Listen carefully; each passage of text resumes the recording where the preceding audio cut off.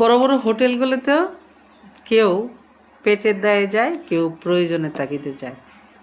কি কথাটা বিশ্বাস হচ্ছে না?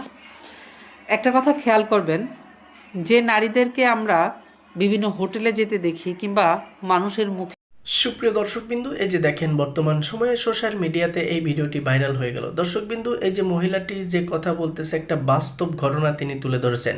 দর্শকবিন্দু, সম্পূর্ণ ভিডিওটি দেখেন, তাহলে বুঝতে পারবেন। আর অবশ্যই এমন নিত্য নতুন ভিডিও পেতে আমার চ্যানেলটি সাবস্ক্রাইব করে রাখবেন।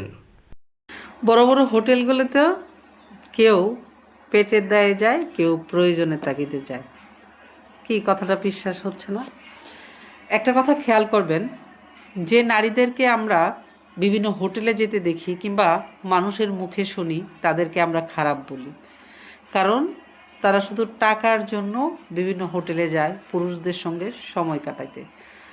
আচ্ছা, একটা কথা বলেন তো, যারা অনেক বড় লোকের বউ, বড় লোক ঘরের মেয়ে, তারা কেন যায়?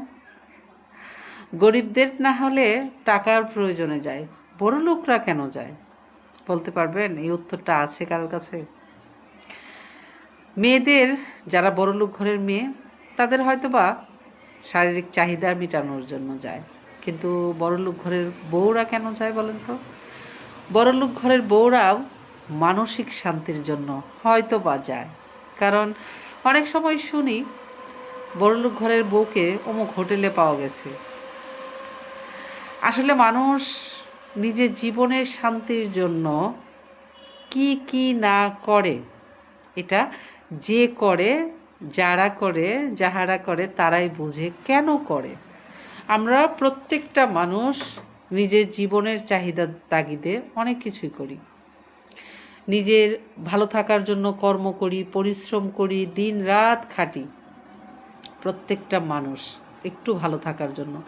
আবার ঠিক আমরা এই মানুষগুলো নিজেদের একটু মানসিক শান্তির জন্য সংসার ছাড়ি, সংসার ধরি, পরক্রিয়া করে, মানে ওই যে বললাম না, নিজের জীবনের চাহিদার জন্য মানুষ যা ইচ্ছা তাই করে।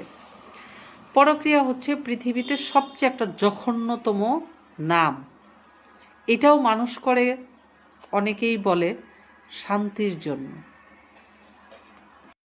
কারণ একটা নারী কিংবা একটা পুরুষ যখন নিজের সংসারে শান্তি পায় না, কেউ হলো কেন করে জানেন? চরিত্র খারাপের জন্য পরক্রিয়া করে।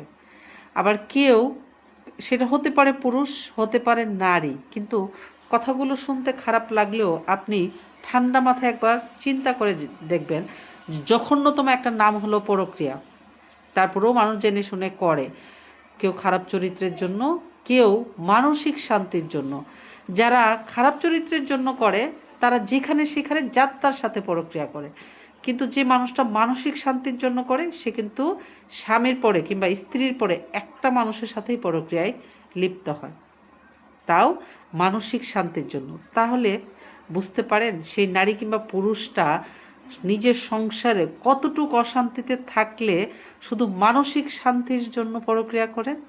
ঠিক তাই দেখবেন, যেসব বড়লোক ঘরের বউরা অন্য পর পুরুষের সাথে বিভিন্ন জায়গায় সময় কাটায়, তারা দেখবেন বেশিরভাগ মানসিক শান্তির জন্যই যায়।